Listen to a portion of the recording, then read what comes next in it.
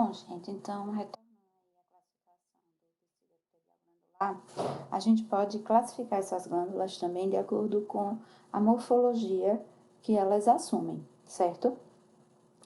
Por exemplo, algumas glândulas endócrinas, nesse caso, tá?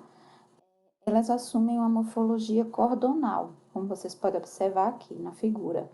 Aqui eu tenho a glândula e aqui o capilar, certo? Então, essa glândula, ela assume essa morfologia cordonal, como vocês podem ver.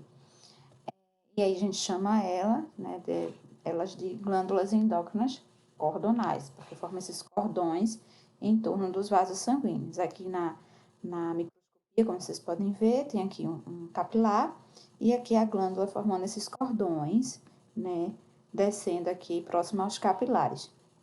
Então, quem são essas glândulas, né? A adrenal, por exemplo, a paratireoide e o lobo anterior da hipófise. Outras glândulas, elas assumem aspectos de folículos, tá? Ou vesículas, como, por exemplo, a tireoide, tá? Elas formam esses glóbulos aqui, né? Enormes, vocês estão observando essas vesículas ou folículos, tá bom?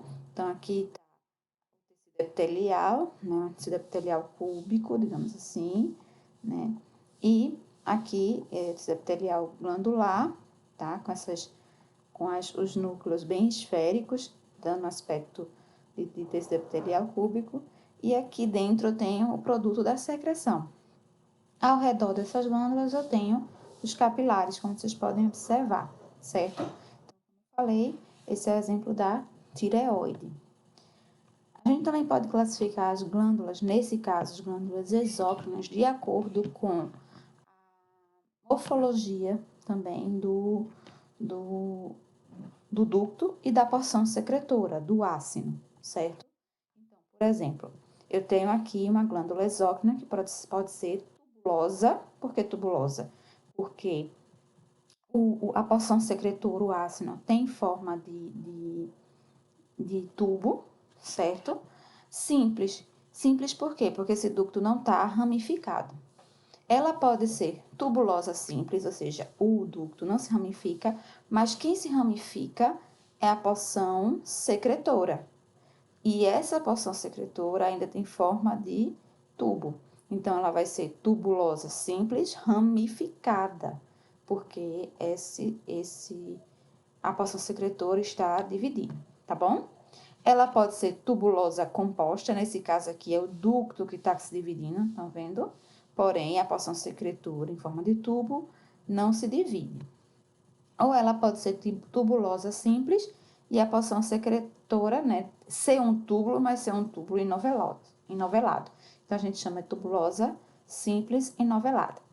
Quando a porção secretora, ela é assim, redondinha, né, como vocês estão vendo, a gente vai chamar ela de alveolar ou acinosa, certo? Então, eu tenho aqui uma glândula alveolar ou acinosa. Essa glândula alveolar ou acinosa, ela pode ser composta também. O seu ducto, ela pode ser ramificado, tá? E aqui, aí a gente vai chamar ela de alveolar composta. E aqui eu tenho um misto, né, do que a gente viu até agora. Eu tenho tanto a porção secretora acinosa quanto tubulosa. Aí a gente chama ela de túbulo alveolar composta. Por que composta? Porque o ducto, ele se divide, ok? Além disso, a gente pode classificar as glândulas exócrinas também de acordo com a porção secretora, como eu falei para vocês, né? E também de acordo com o que essa porção secretora produz. Por exemplo, então ela tem essa porção secretora alveolar ou acinosa, né? Bem redondinha, mas geralmente, certo? Essa porção secretora acinosa ou alveolar, ela vai produzir proteínas, certo? Ela vai produzir e secretar proteínas, principalmente. Então, a gente diz que esses ácidos são ácidos serosos, tá? Já, geralmente, a porção tubulosa, tá? Vai produzir muco, uma glicoproteína, na verdade, chamada mucina.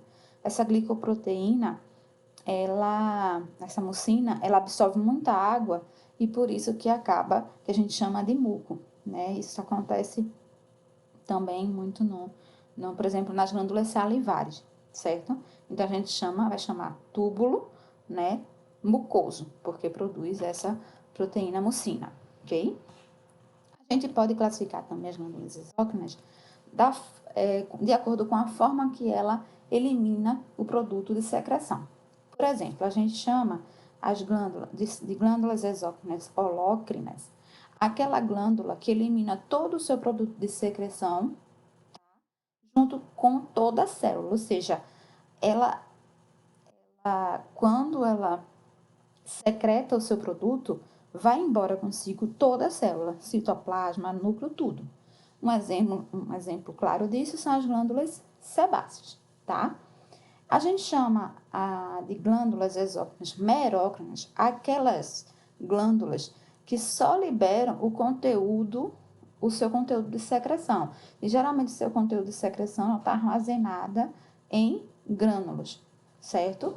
Então, por exemplo, eu não vou ter perda de material celular nenhum, né? A célula fica intacta e só o que vai ser liberado por exocitose vai ser o conteúdo desses grânulos.